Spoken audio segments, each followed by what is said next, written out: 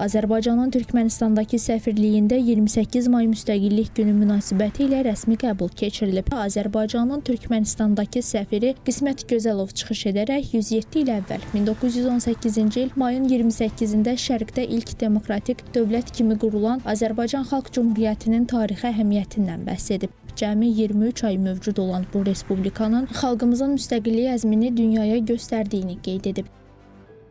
Tədbirdə Türkmənistanın Nazirlər Kabinetinin sədr müavini, Birgə Hökumətlərarası Komissiyanın həmsədri Nökərqulu Ataquliyev çıxış edərək Türkmənistan Prezidenti Sərdar Bedirməhəmmədovun təbriklərini çatdırıb. Ziyafət Azərbaycanın xalq və bəstəkar musiqiləri, xüsusilə də Üzeyir Hacıbəylinin əsərlərinin səsləndiyi zəngin musiqi müşayiəti ilə davam edib. Tədbir iştirakçılarına Azərbaycanın zəngin folklorunu əks etdirən milli rəqs nömrələri də təqdim olunub. Eyni zamanda ölkəmizin tarixi irsi, incəsənəti, xalçaçılıq sənəti və turizm potensialını əks etdirən materiallar, milli musiqi alətləri, həmçinin Made in Azərbaycan brendinə aid məhsullar sərgilənib və iştirakçılara təqdim olunub.